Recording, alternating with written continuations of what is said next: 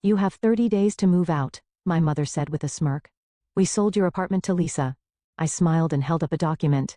Actually, Grandma left me 2 properties. Their smiles vanished as when they realized, you have 30 days to move out. My mother smirked, her perfectly manicured nails drumming against my kitchen counter. We sold your apartment to Lisa. I stood in my sun-filled kitchen, the same kitchen where I'd hosted countless family dinners, built my catering business from scratch, and nursed my grandmother through her final days.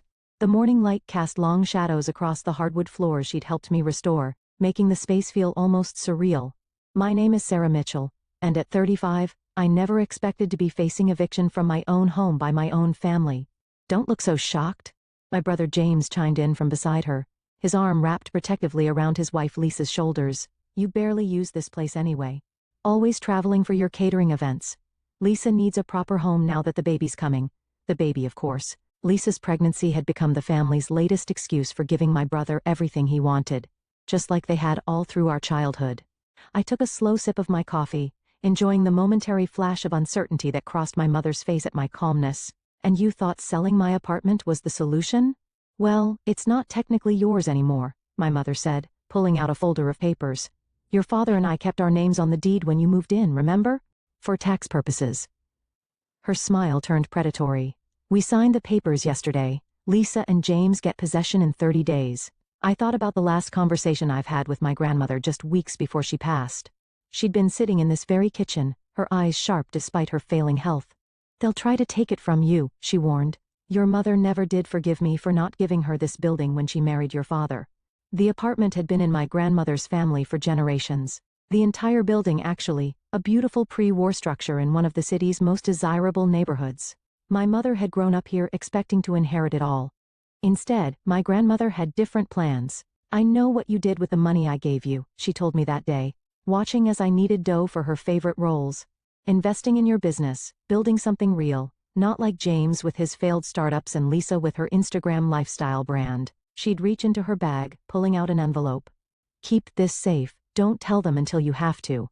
Now, standing in my kitchen facing my family's betrayal, I felt the weight of that envelope in my desk drawer upstairs. Actually, I said, keeping my voice steady, we should probably discuss something. I walked to my office aware of their impatient sighs behind me. My mother had never approved of me turning the second bedroom into a workspace. A proper lady needs a proper guest room, she'd sniffed. I returned with my own folder, worn at the edges, but meticulously maintained. Before we talk about me moving out, you might want to see this. What is that? Lisa asked. Speaking for the first time, she looked uncomfortable. One hand resting on her barely visible bump. The real deed, I said simply, laying it on the counter and the proof of ownership for the building next door. My mother's face went pale as she read the documents. 2 properties, both transferred to my name 3 years ago, signed and notarized with my grandmother's distinct signature. The apartment had never belonged to my parents. My grandmother had kept their names on the rental agreement to keep the peace, but the property had passed directly to me. This can't be legal. My mother sputtered, her composed facade cracking. Oh, it's legal, I assured her. Mr. Patterson handled everything himself. The mention of my grandmother's longtime lawyer made her flinch. You might want to check the validity of your sale to Lisa and James. It's hard to sell something you don't own. James grabbed the papers, his face turning an interesting shade of red. You knew about this the whole time. You let us go through with the sale. I found out about your plans weeks ago, I admitted. Grandmother always said it's better to let people show their true colors. The silence in my kitchen was deafening. Lisa had sunk into one of my bar stools looking ill. My mother was still staring at the deed like she could change it through sheer force of will. You should have told us, she finally said, her voice tight with anger. Like, you should have told me you were selling my home. I countered. The home I've lived in for 10 years, the home where I took care of grandmother when none of you would. The memories came flooding back, the late nights balancing my fledgling catering business with grandmother's care, James too busy with his latest venture to help, my parents conveniently traveling during the hardest months. I put my life on hold while they carried on as usual, secure in their assumption that the building would eventually be theirs to control. What are we supposed to do now? Lisa asked quietly. We already sold our apartment. I felt a twinge of sympathy for her. Lisa had always seemed swept along by my family's dynamics, trying to please everyone. I'm not heartless, I said. The building next door has a vacant unit on the 3rd floor, same layout as this one actually. You can rent it at market rate. Rent? James exploded. From my aunt's sister. Would you prefer to find something else in the neighborhood? I asked mildly. I hear the new luxury building down the street has openings. Of course, their 2 bedrooms start at twice what I'm offering. My mother stood up suddenly, gathering her papers with shaking hands. This isn't over, she said, but her voice lacked conviction. Your grandmother had no right. She had every right. I cut in. This building was her legacy, and she chose how to pass it on. Now, if you'll excuse me, I have a meeting with my property manager to discuss some updates to the security system. I watched them file out, noting how James wouldn't meet my eyes, how Lisa lingered for a moment, like she wanted to say something before following them. My mother was last, pausing in the doorway. You've changed, she said, and I couldn't tell if it was an accusation or a realization. No, I replied. I've just stopped pretending to be who you wanted me to be. After they left, I walked through my apartment, touching the walls my grandmother and I had painted together, looking out the windows where we'd watch countless sunsets. In my office, I opened the drawer and pulled out her envelope, now empty of its crucial documents, but still containing her last letter to me. Remember, she'd written, sometimes the best revenge is simply being prepared, and sometimes the greatest gift we can give is letting people face the consequences of their own actions. I smiled, thinking of how she'd seen this coming years ago. My phone buzzed a text from Lisa. Can we talk about the apartment next door? Just us? Maybe I thought some good could come from all this after all. But first, I had a security system to upgrade. After all, as grandmother always said, being prepared meant staying prepared. Outside, the city bustled on, unaware of the drama that had just unfolded in my kitchen. I had work to do, a catering business to run, properties to manage, and a family to keep at arm's length. But for now, I just stood in my kitchen, in my home, and let myself feel the quiet satisfaction of standing my ground. The next few days brought a flurry of activity I hadn't anticipated. First came the angry calls from my father, who had been conveniently absent during the initial confrontation. Your mother is beside herself, he said, his voice carrying that familiar note of disappointment. How could you embarrass the family like this? I was in my catering kitchen, prepping for a weekend wedding when he called. Embarrass the family? I repeated, carefully piping rosettes onto a 3-tier cake. By owning property, or by stopping you from illegally selling my home. Don't be difficult, Sarah. We were trying to help your brother. Family helps family. Funny, I said, stepping back to examine my work. I don't remember any of you helping me when I was sleeping on a cot in grandmother's room during her last months, or when I was building my business from scratch. The silence on his end spoke volumes. Finally, he sighed. Your mother wants to speak with our lawyer about challenging the deed. She can try, I replied calmly. Mr. Patterson has all the documentation, including videos of grandmother signing the papers and explaining her decisions. But, hey, if you want to waste money on legal fees instead of just accepting reality, that's your choice. After he hung up, I received an unexpected visitor. Lisa stood awkwardly in my kitchen doorway, looking smaller somehow without James or my mother flanking her. Can we talk? She asked, one hand resting on her slight baby bump. I brought peace offerings. She held up a bag from my favorite bakery. I gestured to a stool by the prep counter. Those better be their lemon tarts. She managed a small smile, pulling out the familiar white box and chocolate croissants. I remember you stress eating these during wedding season last year. We sat in Sihun's for a moment, the sweet smell of butter and sugar mixing with the vanilla cake I had been working on. Finally, Lisa spoke. I didn't know, she said quietly, about any of it. James told me your parents were giving us the apartment as a baby gift. I never thought. She trailed off, looking lost. You never thought they were trying to steal it from me? I finished for her. She flinched, but nodded. James said they'd discussed it with you, that you were fine with moving to a smaller place since your business takes up so much of your time anyway. She picked at a croissant, not meeting my eyes. I should have asked you directly. I thought about Liza, who had entered our family 4 years ago with stars in her eyes, so eager to please everyone. I had watched as my mother and James slowly molded her into their ideal, pushing her to quit her teaching job because a proper wife doesn't need to work, encouraging her expensive taste because appearances matter in this family. The apartment next door, I said, surprising myself. The offer still stands. 3rd floor, same layout. The previous tenants just moved out, and I was planning to renovate before listing it. Lisa looked up, hope flickering across her face. Really? Even after? On one condition, I said firmly. This stays between us. No family manipulation, no running to my mother with every detail. If you and James want to rent it, it's a business arrangement. I'll give you a fair price, but I expect everything to be professional. James won't like that, she admitted. He thinks family shouldn't have to pay family. And how's that working out for him? I asked, thinking of his string of failed businesses, each one funded by my parents' seemingly endless patience. Maybe it's time for something different. Lisa was quiet for a long time, absently rubbing her belly. Can I see it? The apartment? I grabbed my keys. No time like the present.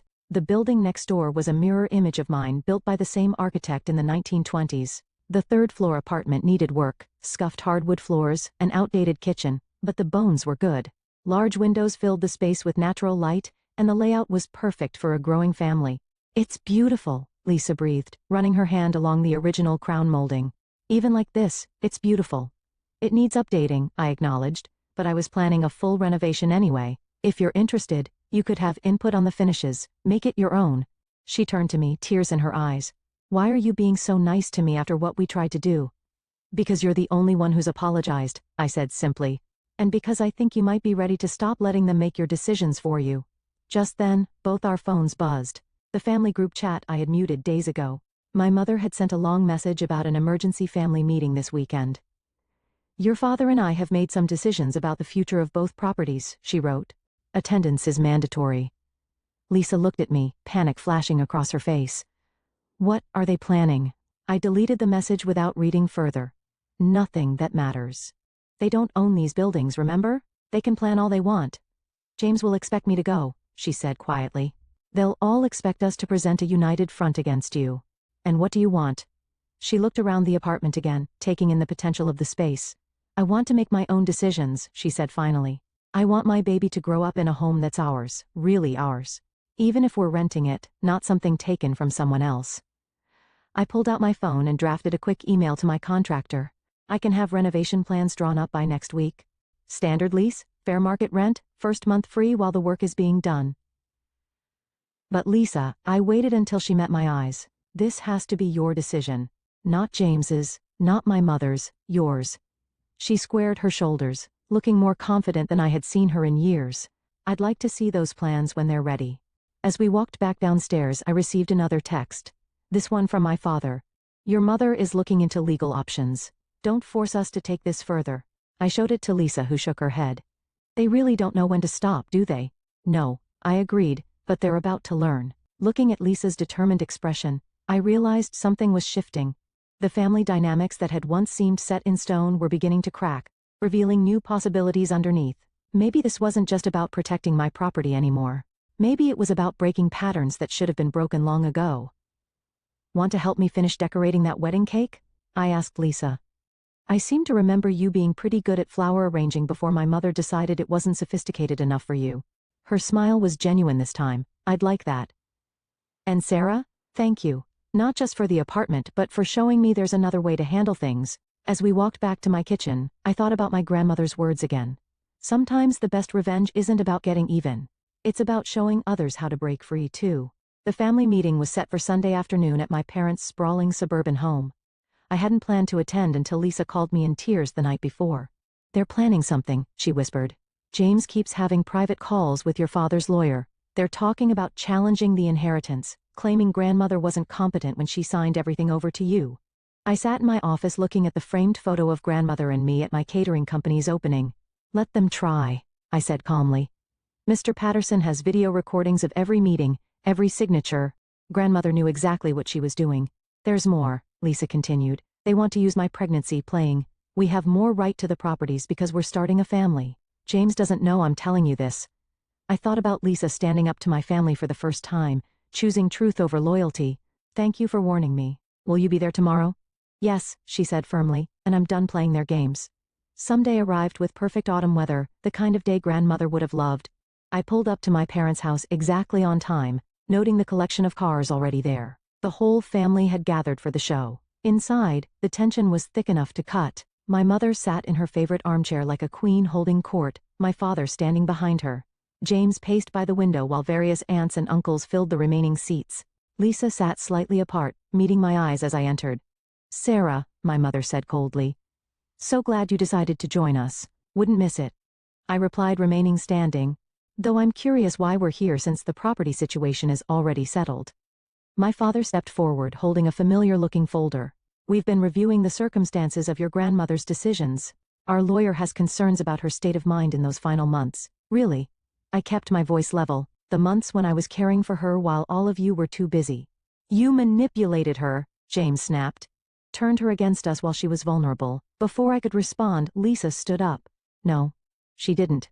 I was there sometimes, remember, when none of you visited? Grandmother was sharp as ever. She knew exactly what she was doing. The room went silent. James stared at his wife in shock. Lisa, sit down. This doesn't concern you, doesn't it? She moved to stand beside me. You're trying to steal a home using our baby as an excuse. I won't be part of it. My mother's face darkened. Lisa dear, you're upset. Pregnancy hormones, don't. Lisa cut her off. Don't try to dismiss me. Sarah offered us a beautiful apartment, a fair rent, a chance to make our own home. But that's not enough for you, is it? You have to have everything, control everything. I pulled out my phone, queuing up a video. Before this goes any further, you should watch something. I connected to the TV and suddenly, grandmother's face filled the screen. I'm recording this, she said in the video, because I know my daughter. She never forgave me for not giving her control of the buildings when she married. But property isn't just about ownership, it's about stewardship. Sarah understands that. She's built something real, helped others build their dreams too. The properties are hers fully and legally. Any attempt to challenge this will only reveal your own greed. The video continued showing grandmother clearly stating her wishes, signing documents, Mr. Patterson verifying everything. When it ended, the silence was deafening. There's more, I said quietly. Years of documentation. Would you like to see the medical evaluations confirming her competency? The witness statements. How far do you want to take this? My father dropped his folder. My mother's face had gone pale, but it was James who surprised me. You knew, he said to Lisa. You knew about the apartment next door. You've been talking to her. Lisa straightened her spine. Yes. Because she's the only one who's been honest. The only one who offered us a real chance, not schemes and manipulation. The renovation plans are drawn up, I added. If you're still interested. But this ends now. No more challenges, no more threats. The buildings are mine. And that's final. My mother stood abruptly. I think you should all leave. We need time to process this. As we walked out, Lisa caught my arm. I'd like to see those renovation plans, she said loudly enough for everyone to hear for our new home. Outside, the autumn sun was setting, casting long shadows across the lawn. Lisa and I walked to our cars together, leaving behind the sounds of argument from the house. You know, they'll never forgive us, she said. I thought about grandmother's words about stewardship, about building something real maybe. But we'll build something better instead. 6 months later, I stood in the newly renovated apartment next door, watching Lisa arrange fresh flowers in the sunlight kitchen. Her baby bump was much more prominent now, and the nursery down the hall was ready and waiting. The renovation had transformed the space into something beautiful. Warm wooden floors, bright open spaces, and a kitchen that rivaled mine. The marble countertops were worth every penny, Lisa said, adjusting a stem in her arrangement. She had rediscovered her love of flower arranging, even starting a small side business designing centerpieces for my catering events. Though James is still adjusting to the rent payments, the months following the family confrontation have brought significant changes. James, faced with losing both his wife's support and his parents' financial safety net, had finally taken a real job at a consulting firm. He wasn't speaking to me yet, but Lisa said he was different at home. More focused, less entitled. My parents had tried the silent treatment first, then tearful guilt trips, and finally reluctant acceptance. The turning point came during the holidays when my mother showed up at my door looking older and unusually uncertain. I've been thinking about what your grandmother said, she admitted, not quite meeting my eyes. About stewardship, about building something real. She had taken a deep breath. I didn't build anything, I just expected things to be given to me. Now watching Lisa prepare for her upcoming baby shower, the first family event since the confrontation, I thought about how much had changed. Your mother RSVP'd, Lisa said, reading my mind. She asked if she could bring her lemon squares. I raised an eyebrow. The famous lemon squares she never shared the recipe for. She offered to teach me how to make them. Lisa smiled. Baby steps, right? My phone buzzed. A message from my property manager about a longtime tenant who needed some maintenance work. Under my management, both buildings had flourished. I had started a program helping small business owners rent commercial spaces at reasonable rates, watching new dreams take root and grow. Miss Mitchell, a voice called from the hallway. It was Maria, one of my commercial tenants who ran a successful alterations business in the building. I brought the curtains for the nursery and some empanadas to my grandmother's recipe. This was the community grandmother had envisioned. People supporting each other, building something together. As Lisa and Maria discussed the curtains, sharing food and stories, I slipped away to my own apartment. In my office, I opened the bottom drawer where I kept grandmother's last letter. The paper was worn now, but her words remained clear. Property is more than bricks and mortar, Sarah. It's about creating spaces where people can grow, where communities can thrive. You understand that in a way your mother never did. A knock at my door interrupted my thoughts. To my surprise, it was James. "Can we talk?" he asked, looking uncomfortable but determined about everything. We sat in my kitchen, the same space where this had all started months ago. James stared into his coffee cup, gathering his thoughts. "Lisa's happier than I've ever seen her," he finally said. "The apartment, her flower business, even the way she stands up to Mom now. I didn't realize how much we were all suffocating under their expectations." "And you?" I asked carefully. "I'm learning," he admitted. "Real work, real responsibilities. It's different, hard sometimes, but better." He looked up. "I'm sorry, Sarah, for trying to take your home, for not standing up to them sooner." Before I could respond, my phone buzzed again. Another message from the property manager, this time about a potential commercial tenant, a small bakery looking to expand. "Want to see something?" I asked James. Something grandmother understood that took me a while to learn. I led him down to the commercial spaces, introducing him to Maria at her alteration shop, to old Mr. Chen's bookstore, to the new art gallery that showcased local artists. Each space held a story, a dream being built. This is what it's really about. I explained not just owning property, but creating spaces where people can succeed, where they can be independent. James was quiet for a moment. "Like Lisa with her flowers, like you with your catering." "Exactly." I turned to face him. The apartment was never just about having somewhere to live. It was about having the freedom to build something of my home. Later that evening, as I helped Lisa finish the baby shower preparations, I thought about family, not just the one we're born into, but the one we build around us. Maria had brought more empanadas.